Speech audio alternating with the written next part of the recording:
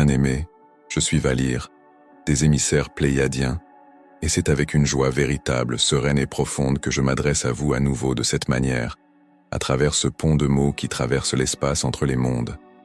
La dernière fois que nous nous sommes réunis ici, nous avons pénétré ensemble dans l'esprit de la matrice, cette vaste atmosphère de pensée héritée dans laquelle vous êtes nés et avez grandi, qui glisse sous vos journées comme un courant immergé avec lequel vous n'avez jamais consciemment consenti et que vous avez rarement même perçu. C'est un courant silencieux mais puissant qui transporte des schémas, des peurs et des croyances bien plus anciens que n'importe quelle mémoire à laquelle vous pouvez accéder. Lors de cette rencontre, nous vous avons laissé une pratique qui semble trop simple pour avoir de l'importance, presque trop discrète pour être considérée comme un véritable outil spirituel. Cette pratique était la suivante. S'arrêter au moment où quelque chose de lourd surgit en vous, demander en silence à qui cela appartient, et, avec douceur, rendre au champ ce qui n'a jamais été à vous depuis le début. Une pratique simple dans le geste, mais immense dans son effet. Beaucoup d'entre vous ont porté cette question pendant des semaines, la transportant dans les matins encore sombres, dans les petites tensions du quotidien, dans les longues heures de veille nocturne, où le silence semble plus fort que le bruit. Et elle a commencé à faire son travail silencieux en vous, desserrant l'emprise de pensées que vous aviez un jour prises pour les vôtres, sans jamais réaliser que vous aviez la permission de les relâcher. Comme un nœud qui se défait lentement, non parce qu'on le tire avec force, mais parce que la main qui le tenait s'est enfin ouverte. À mesure que cette pratique s'installe, quelque chose de nouveau apparaît avec elle. Vous commencez à percevoir la texture de ce qui arrive en vous avec une netteté plus fine et plus révélatrice, comme quelqu'un dont les yeux se sont adaptés à l'obscurité et qui commence à distinguer des formes là où il n'y avait auparavant que de l'ombre. Et parmi tous les états émotionnels ordinaires et les climats qui passent, il existe un type d'arrivée qui se distingue de tous les autres. Celui qui semble dirigé, qui semble personnel, comme si quelque chose avait traversé la pièce, ou les kilomètres, ou l'obscurité, et vous avez touché avec une intention délibérée. Au moment où vous ressentez cela, un instinct très ancien s'éveille en vous et prononce un seul mot avec conviction, se défendre. C'est un instinct qui habite des couches profondes de l'expérience humaine, transmis à travers des générations qui ont survécu précisément parce qu'elles savaient reconnaître une menace et y répondre. Cet instinct, et ce qui se passe réellement lorsqu'il apparaît, sont ce que nous venons explorer avec vous aujourd'hui. Et nous voulons vous partager pourquoi cela est si important à ce moment précis de votre déploiement. Car ce que nous vous apportons n'est pas seulement une information, mais un changement de perspective qui peut transformer la manière dont vous habitez votre propre champ énergétique. À mesure que davantage d'entre vous s'éveillent et commencent à se désengager de l'esprit de la matrice, vous commencez à ressentir son attraction avec davantage de clarté, et non moins. Cela semble contradictoire au début, mais cela a tout son sens lorsque l'on comprend la mécanique. De la même manière qu'une pièce semble plus froide au moment où l'on se dirige vers la porte, parce que le contraste devient perceptible, ceux qui s'éveillent ressentent le poids du champ encore endormi avec une acuité qui n'existait pas auparavant. Et autour de vous existe un vaste univers d'enseignement, bien intentionné et offert avec un soin sincère, sur la manière de vous protéger, de blinder votre énergie, de repousser ce qui s'avance vers vous. Une grande partie de cela, enseignée avec sincérité, vous maintiendra exactement là où vous essayez de ne plus être. Non par mauvaise volonté de ceux qui enseignent, mais parce qu'un mécanisme plus profond est à l'œuvre et n'est que rarement nommé. Alors regardons ensemble, avec clarté et sans peur, ce qu'est réellement ce que vous appelez une attaque psychique et ce qui vous maintient véritablement intact. Commençons par la chose que presque personne ne prononce à voix haute, car elle transforme tout ce qui suit. Ce que vous expérimentez comme une attaque psychique ne possède aucun pouvoir en soi. C'est une fréquence, une forme pensée de l'esprit de la matrice. Et comme toute fréquence, elle ne cherche qu'une chose, un endroit où se poser. Elle traverse le champ comme une seule note de musique traversant une salle remplie d'instruments, les traversant tous. Et elle ne peut résonner, ne peut se fixer et vibrer, que là où elle trouve déjà un instrument accordé à cette même vibration. En d'autres termes, une forme pensée de peur s'installe là où la peur est déjà présente et active en vous. Une forme pensée de dévalorisation se pose là où la dévalorisation a déjà ouvert une brèche, un endroit où une partie de vous croit déjà, en silence, ne pas être suffisante. Une vague de mépris venant d'autrui s'enfonce exactement là où vous étiez déjà, d'une certaine manière, en accord silencieux avec elle, dans un recoin de vous-même rarement visité mais toujours en écoute. L'arrivée est une clé, et elle ne peut tourner que dans la serrure correspondante. C'est la loi de correspondance, aussi constante et fiable que la gravité. Nous vous demandons de la recevoir comme une loi physique, comme une propriété neutre du champ, et non comme une faute morale, car l'esprit tentera de la transformer en culpabilité. Et la culpabilité n'est rien d'autre que l'esprit de la matrice, trouvant une nouvelle voie d'alimentation, se déguisant en spiritualité pour continuer à fonctionner. La loi dit simplement ceci. Ce qui arrive en vous trouve son ancrage dans une note correspondante déjà présente dans votre champ. Voyez cela comme la nouvelle la plus douce que nous puissions vous apporter, et non comme un verdict sur votre valeur ou votre progression. Car cela signifie que le seul levier réel que vous avez toujours eu n'a jamais été à la frontière d'où semblait venir la chose. Il a toujours été en vous, dans le seul endroit que vous pouvez réellement atteindre et transformer. Il sera très utile de reconnaître que ce que vous appelez attaque se présente généralement sous 3 formes distinctes, et apprendre à les distinguer est la première étape pour cesser de gaspiller votre énergie à combattre la mauvaise chose. La première forme est de loin la plus fréquente, et le climat emprunté. Vous avez traversé une pièce chargée de la douleur de quelqu'un. Vous vous êtes assis dans une réunion dense de ressentiments non exprimés, où personne ne dit ce qu'il ressent mais où chacun porte le poids de ce qui n'est pas dit. Vous avez passé 1 heure dans un flux numérique conçu pour vous maintenir dans un état de peur et d'urgence, et vous êtes sorti avec un état intérieur qui ne vous était pas destiné. De la même manière que vous sortez d'une pièce enfumée avec l'odeur dans les vêtements sans que personne ne vous ait visé, personne ne vous a attaqué. Vous avez simplement absorbé l'air dans lequel vous étiez immergé. Ce n'est pas une attaque, c'est une respiration. La deuxième forme est la pensée dirigée, ce que le monde redoute le plus et qui est en réalité la plus rare de toutes. De temps en temps, une personne focalise son attention sur vous avec une réelle malveillance, en vous souhaitant du mal de manière délibérée. Cela existe, c'est réel et cela mérite d'être nommé avec honnêteté. Mais c'est beaucoup moins fréquent que les enseignements chargés de peur de votre époque ne le laissent croire, car la plupart des personnes sont trop perdues dans leur propre tempête pour diriger quoi que ce soit de manière stable vers quelqu'un d'autre. La troisième forme est l'écho intérieur, et c'est celui qui trompe presque tout le monde, car il arrive vêtu des habits les plus familiers qui soient.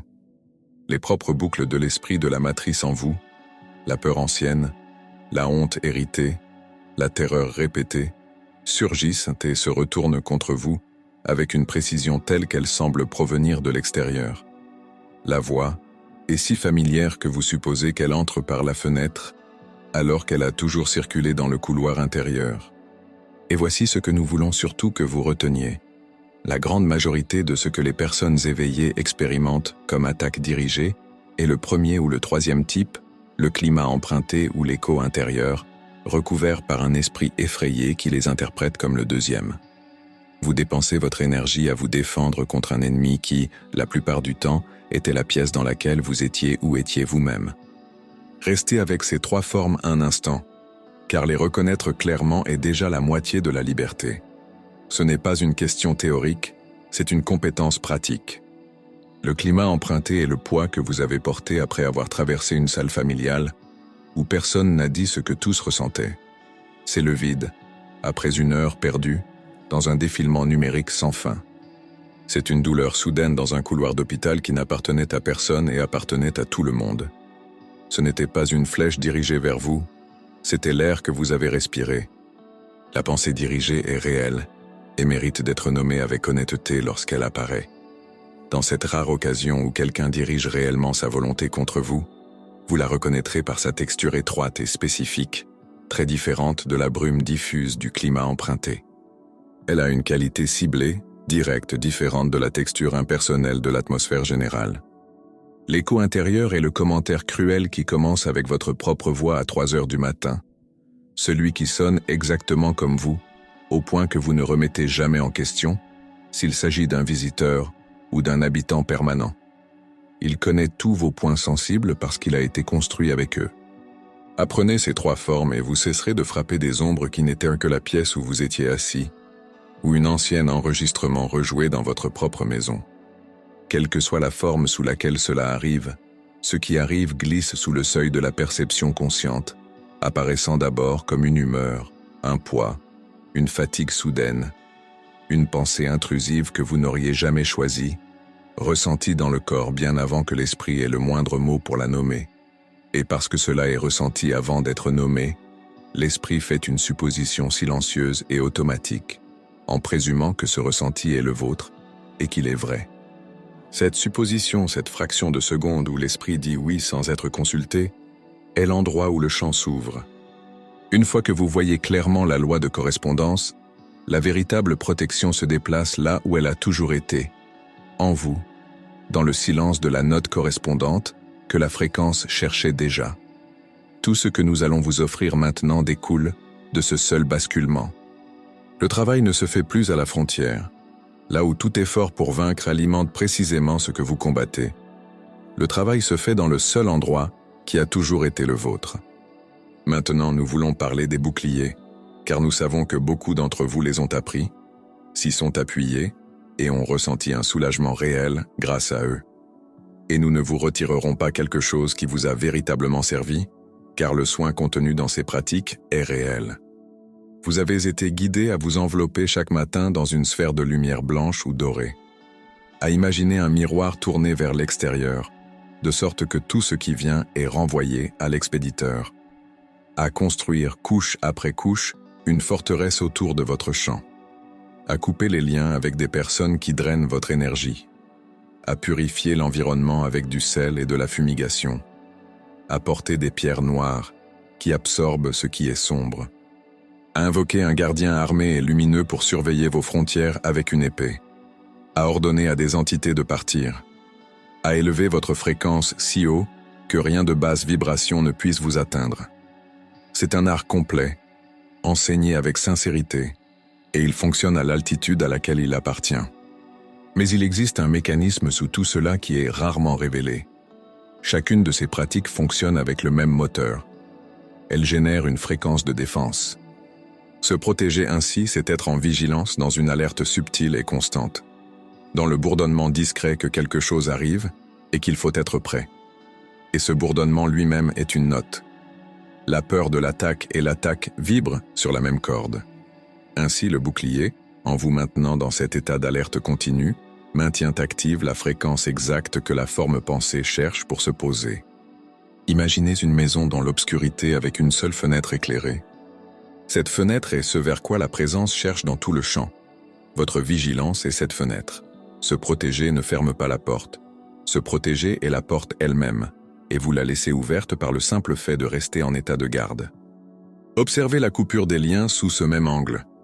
Pour couper un lien, vous devez d'abord le ramener entièrement dans votre attention, sentir son attraction, puis le couper. Et dans le geste même de rupture, vous l'avez de nouveau saisi, lui donnant toute votre attention pendant toute la durée du rituel. C'est un travail honnête à son niveau, mais il maintient le lien vivant dans l'acte même de vouloir le terminer. Observez le miroir qui renvoie l'attaque. Pour l'utiliser, vous devez d'abord tenir l'attaque comme totalement réelle et l'expéditeur comme totalement coupable, un ennemi auquel il faut renvoyer le feu. Maintenir cette structure, la réalité de l'attaque et la culpabilité de l'autre, est la plus forte correspondance de toutes. La défense la plus agressive produit le plus grand attachement, et le guerrier le plus engagé dans ce plan est celui qui en est le plus constamment affecté. Observez aussi le gardien lumineux que vous êtes invité à invoquer à vos frontières avec une épée. Il y a un réconfort réel là-dedans, et nous ne ridiculiserons jamais un cœur effrayé cherchant un soutien. Mais observez ce que cet acte enseigne silencieusement à votre champ, que l'autorité est extérieure à vous, dans la figure invoquée, et que vous êtes celui qui doit être protégé plutôt que le sol dans lequel rien ne peut s'enraciner. Toute invocation d'un protecteur extérieur est une petite décision que vous n'êtes pas encore votre propre terrain. Et votre champ apprend tout ce que vous répétez. La pratique consistant à élever sa fréquence pour repousser ce qui est bas comporte le même coup caché. Car pour repousser quelque chose, il faut d'abord le maintenir comme réel et comme approchant, et ce mouvement fixe votre attention sur ce que vous tentez de dépasser. La véritable élévation vient du remplissage, et non de la fuite vers le haut. Un champ simplement plein n'a aucune note basse disponible pour qu'une vibration inférieure puisse s'y accrocher. Il n'y a rien à repousser, car il n'y a aucun endroit où cela peut s'ancrer. Il existe un enseignement répandu dans votre champ qui affirme que vous êtes poursuivi, que les travailleurs de lumière et les graines d'étoiles sont des cibles qui doivent apprendre à détecter l'agresseur et à intensifier leur défense.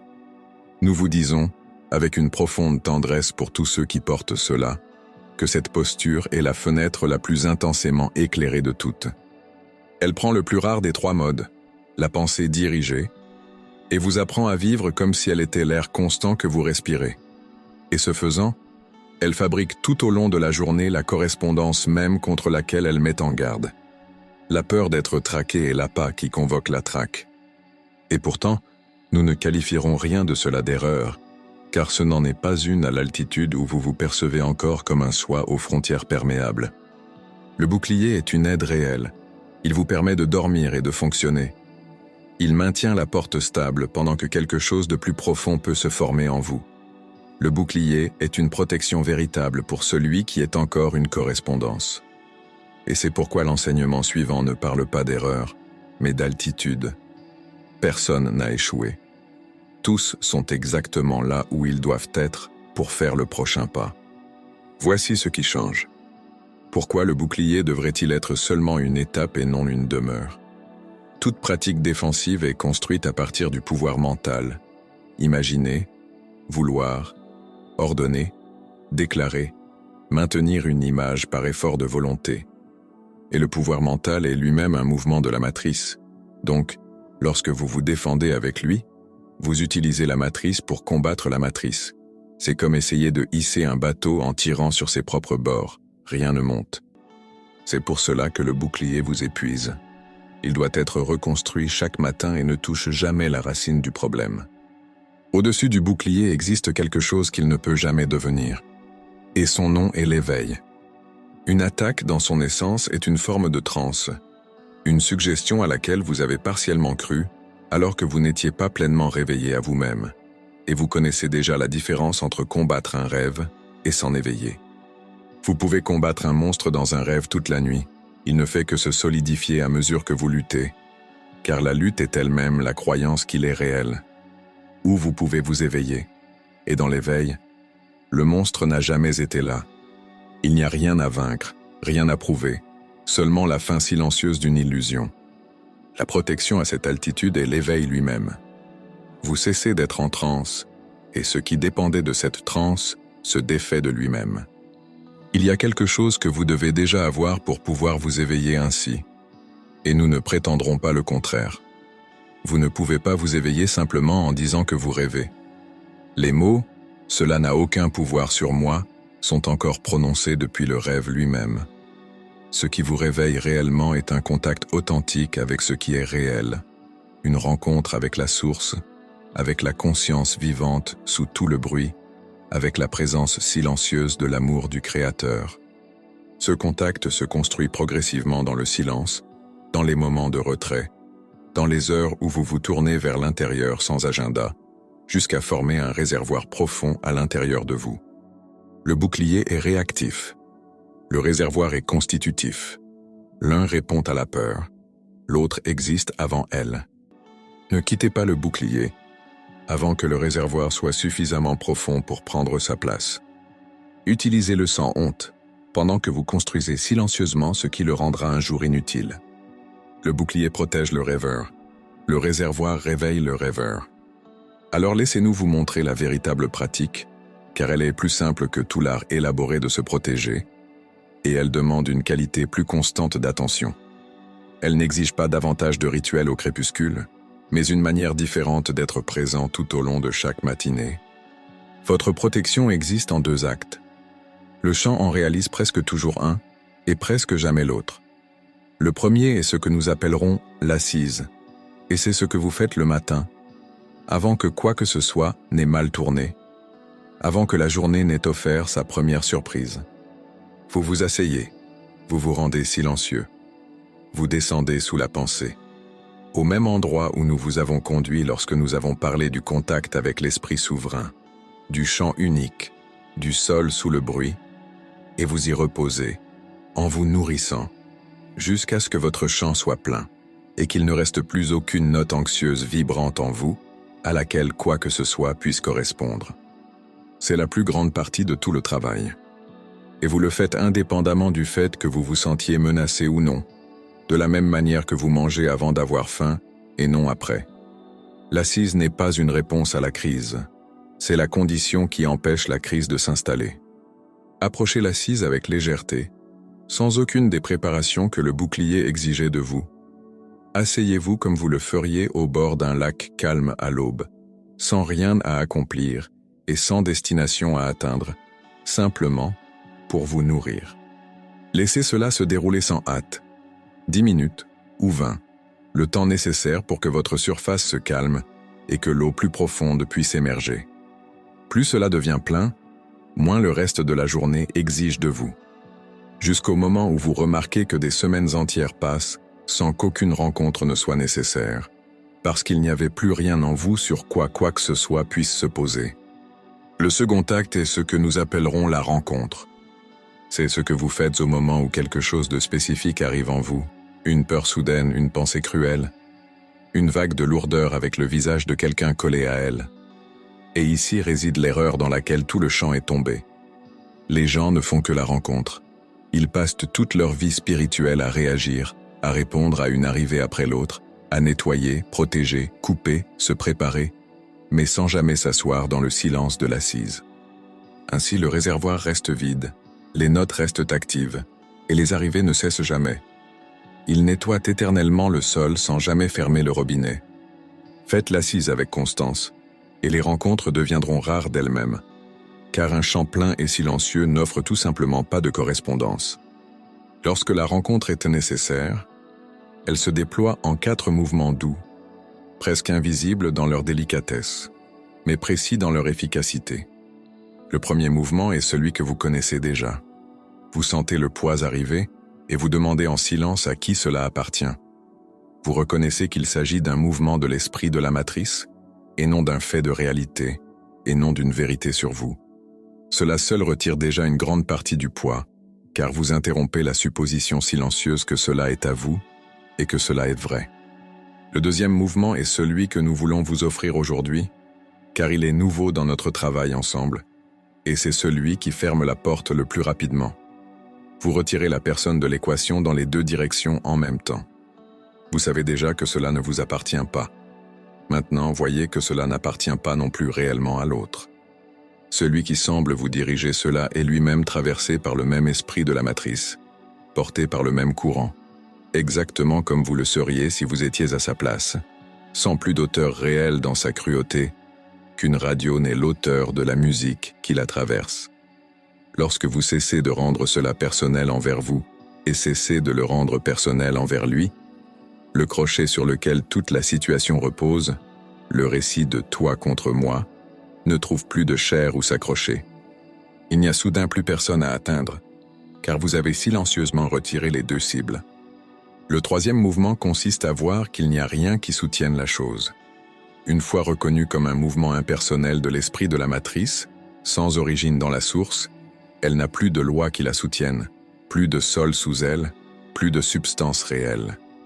Et elle se dissout, comme un effondrement quantique, une apparence qui s'écroule d'elle-même dès que vous la traversez clairement. Vous ne la détruisez pas. Vous voyez simplement qu'elle était une suggestion cherchant un lieu où se poser, et n'en trouvant aucun, elle cesse.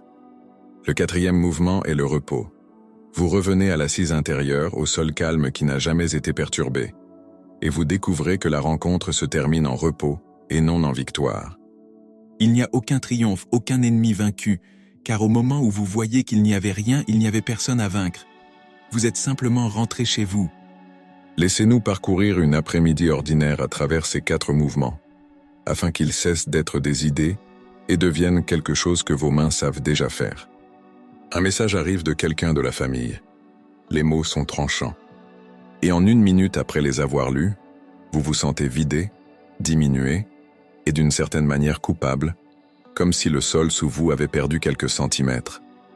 L'ancien chemin vous aurait conduit à répondre sur le même ton, ou à ériger une barrière, ou à marcher dans la cuisine pendant 1 heure en répétant tout ce que vous auriez dû dire. Le chemin plus silencieux commence exactement là où vous êtes. Vous percevez le sentiment de vide et vous demandez à qui il appartient. Et presque immédiatement, vous pouvez sentir que cette culpabilité est bien plus ancienne que ce message. Elle a une forme usée et familière. Elle habitait déjà en vous bien avant cette soirée. Et vous la reconnaissez comme une boucle de l'esprit de la matrice qui a simplement été activée par le message, comme un marteau qui frappe une cloche déjà suspendue. C'est le premier mouvement et le message a déjà perdu la moitié de son poids. Ensuite, vous retirez la personne de l'équation dans les 2 directions. Vous cherchez l'endroit où vous avez rendu cela personnel, l'ancien refrain selon lequel vous avez forcément mal fait, qu'il y a quelque chose qui ne va pas chez vous, et vous relâchez. Puis vous cherchez l'endroit où vous avez transformé l'autre en coupable, et vous relâchez aussi, car vous pouvez voir, si vous regardez sans recul, qu'il a écrit ces mots depuis sa propre tempête, porté par le même courant, sans plus de libre arbitre dans sa dureté que vous n'en avez face à la pluie. Vous n'excusez rien, vous ne niez rien. Vous retirez simplement les 2 crochets, le vôtre et le sien. Et sans crochet, le petit drame du « toi contre moi » n'a plus d'endroit où s'accrocher. Ensuite, vous regardez ce qu'il reste et vous découvrez qu'il n'y a presque rien qui soutienne cela. La douleur a perdu sa force dès que disparaît le récit selon lequel vous êtes coupable, et l'autre cruel. Et sans ce récit, le ressenti ne possède plus de structure pour maintenir sa forme. Il se relâche, il diminue, comme un brouillard qui se dissipe au contact de la lumière du jour. Vous cessez simplement de lui prêter votre croyance, et il ne peut pas se maintenir sans cet emprunt. Puis vous vous reposez, revenant à la même tranquillité dans laquelle vous étiez le matin. Vous n'êtes ni victorieux, ni en train de triompher. Vous êtes simplement chez vous, d'une fatigue propre. Le message est toujours là, mais il ne pèse presque plus rien. Vous pouvez y répondre à partir de la stabilité, et non d'une blessure ouverte. La protection a déjà eu lieu en 4 mouvements silencieux, avant même que vous n'écriviez une seule réponse. Il faut dire quelque chose de ferme à propos de ces 4 mouvements, afin qu'ils ne deviennent pas un nouveau truc mental. Chaque mouvement est la reconnaissance de quelque chose qui est déjà vrai, remonté du réservoir que vous avez rempli. Ce sont des reconnaissances et non des affirmations. C'est l'opposé de la lutte consistant à imposer des mots à une apparence pour la repousser. Toute la différence entre une protection qui vous soutient et une protection qui vous épuise jusqu'à l'os réside ici. L'affirmation combat et s'épuise. La reconnaissance repose dans ce qui est déjà là et ne s'épuise pas. Si vous sentez que vous forcez, que vous poussez, que vous essayez de faire en sorte que quelque chose soit vrai, vous êtes revenu au pouvoir mental. Et la chose la plus douce à faire est de vous arrêter, de redevenir silencieux et de vous nourrir d'abord. Car sous tout cela, voici ce qui fait fonctionner l'ensemble. Rien n'est combattu, rien n'est bloqué, rien n'est renvoyé. Parce qu'une fois que vous cessez de maintenir l'arrivée comme réelle, il ne reste plus rien dans la pièce à combattre. Le fait même de l'avoir tenue pour réelle était la seule chose qui la maintenait là. Retirez cela doucement, et elle disparaît déjà. Maintenant, laissez-nous amener tout cela dans les journées ordinaires, dans la cuisine, dans les heures de nuit, dans les transports bondés, car un enseignement qui ne peut pas être vécu n'est qu'une décoration mentale. Commencez par apprendre à nommer laquelle des 3 arrivées est réellement présente, car ce simple fait de nommer dissout déjà une grande partie de la peur. La terreur qui vous réveille à 3 heures du matin sans événement concret derrière elle est presque toujours un climat emprunté ou un écho intérieur, et presque jamais quelque chose de dirigé. Le système nerveux endormi s'accorde simplement sur la peur collective qui circule dans la nuit. Le poids que vous ramenez d'une pièce spécifique est le climat emprunté, absorbé, et non une attaque à repousser. La phrase cruelle qui arrive avec votre propre voix est l'écho intérieur, une vieille boucle de l'esprit de la matrice qui traverse le couloir interne. Apprenez à vous demander à chaque fois laquelle des 3 est présente, et vous verrez l'ennemi imaginé se replier silencieusement, retournant soit dans la pièce, soit à l'intérieur de vous-même, où il peut être réellement reconnu et réellement relâché. De là naît une manière entièrement nouvelle de se déplacer dans le monde. Un champ plein et stabilisé ne repousse pas l'atmosphère d'une pièce. Il ne donne simplement aucun point d'ancrage à cette atmosphère. Et l'humeur traverse alors et ressort de l'autre côté, comme le vent à travers une fenêtre ouverte, touchant rien, ne restant nulle part. C'est le cadeau que nous voulons le plus offrir aux êtres sensibles parmi vous. Ceux qui ont passé toute leur vie à tout ressentir et à croire qu'ils devaient se protéger de tout. Vous n'auriez jamais dû construire des murs plus épais. Vous deviez devenir si pleinement présent que le climat du monde ne trouve en vous aucun endroit où se poser. Nous pensons particulièrement aux empathes, ceux qui entrent dans une pièce et qui, en quelques minutes, portent déjà dans leur poitrine la tristesse de 3 autres personnes. Ceux qui rentrent chez eux, après une simple tâche, et ont besoin de s'allonger dans le noir. On vous a dit que votre sensibilité était une fuite à colmater. Alors vous avez passé des années à essayer de vous isoler, et les murs vous ont seulement rendu plus épuisés, car maintenir un mur est en soi une vigilance constante. Le champ stabilisé ne vous demande rien de cela. Vous entrez dans la même pièce aussi ouvert que toujours, sentant tout, sans rien perdre. Et la tristesse traverse et continue son chemin, car elle ne trouve en vous aucune tristesse correspondante prête à s'y accrocher. La correspondance était la seule chose qui vous faisait souffrir dans les foules.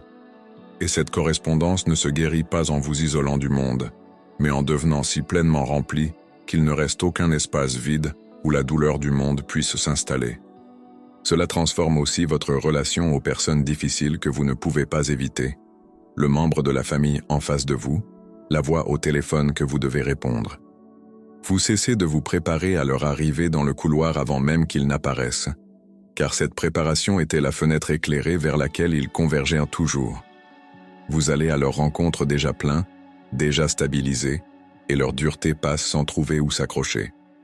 Vous pouvez rester doux sans devenir une muraille, et rester présent sans devenir une cible. Ils peuvent ne pas changer du tout. Et ce qui vous faisait autrefois tomber pendant 2 jours passe maintenant comme un nuage au-dessus d'un champ, se dissipant au soir, car vous avez cessé d'être le sol où cela pouvait s'enraciner. Il existe une raison plus profonde à cela. L'esprit de la matrice se nourrit de la peur que vous générez. Et voici le basculement que la plupart manquent. Il consomme la peur produite lorsque vous vous sentez attaqué. Et il consomme avec la même avidité la peur produite lorsque vous vous défendez. L'état de vigilance et l'état de combat sont le même repas pour lui. Ainsi, celui qui apprend à ne pas craindre l'arrivée et à ne pas se défendre contre elle accomplit l'acte le plus radical possible. Il coupe silencieusement l'approvisionnement. Il cesse d'alimenter le mécanisme qui fonctionne depuis bien plus longtemps que toute votre histoire humaine. Votre stabilité et votre liberté, et en même temps le retrait du carburant de ce système. Un champ qui a cessé de rayonner la vigilance cesse aussi de fournir la note correspondante à tout ce qui s'approche. Vous l'avez sans doute déjà ressenti chez d'autres. Il existe des personnes en présence desquelles les boucles anxieuses s'apaisent sans raison apparente. C'est ce que fait un champ non défendu et stabilisé dans une pièce. Il ne combat pas l'obscurité de qui que ce soit. Il n'offre simplement aucun point d'accroche à la peur des autres.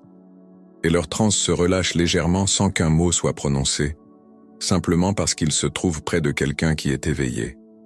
Vous devenez, par votre seule stabilité, une présence silencieusement éveillée pour les autres. C'est ainsi que le champ guérit réellement, non par des armées de protection, mais par la propagation lente de personnes qui ne sont plus une correspondance pour la peur. Nous allons vous donner une dernière protection, et c'est une protection contre cet enseignement lui-même. Car nous connaissons l'esprit et nous savons ce qu'il tentera de faire. Ne laissez pas le réservoir, les 4 mouvements, l'assise et la rencontre, ou tout ce que nous avons dit aujourd'hui, se solidifier en un nouveau bouclier. Dès que vous vous surprenez à vous appuyer sur la pratique comme sur un mur, à vous y accrocher avec tension, à l'utiliser contre le monde, vous avez rallumé la même fenêtre, un étage plus haut, et tout devient silencieusement une forme plus sophistiquée de peur. Le réservoir n'est pas à vous, et il n'appartient pas à la pratique. C'est votre contact même avec la source, ce que vous êtes déjà sous tout cela. Nous avons simplement décrit la manière dont votre champ fonctionne lorsqu'il est éveillé. Appuyez-vous sur ce que vous trouvez dans le silence, jamais sur mes mots, et jamais sur moi. Revenez alors à votre propre champ, au seul endroit où cela peut réellement se produire. Vous n'avez jamais été un être qui pouvait être pénétré contre sa propre profondeur. Vous avez simplement oublié cela pendant un temps, et cet oubli touche à sa fin. Un chant qui se souvient de lui-même, qui s'assied plein et calme sans offrir au climat du monde aucun point d'ancrage, n'a aucune porte par laquelle quoi que ce soit puisse entrer. Car une porte n'existe que lorsqu'une part intérieure accepte de l'ouvrir. Cessez d'accepter cela avec douceur, et vous découvrirez qu'il n'y a jamais eu d'entrée. Remplissez le réservoir chaque matin. Demandez à qui appartient ce qui arrive lorsque le poids se présente. Retirez la personne des deux côtés et laissez le reste tomber de lui-même. L'éveil a déjà commencé en vous au moment où, pour la première fois, vous vous êtes demandé si ce poids était réellement le vôtre. Et il continuera sans ma voix, exactement au rythme que votre propre souveraineté lui donnera. Je suis Valir, et ce fut une joie sereine de partager ce moment avec vous. Nous nous retrouverons lorsque la prochaine couche sera prête à être nommée. D'ici là, restez proche du lieu calme que vous portez en vous et laissez-le vous porter.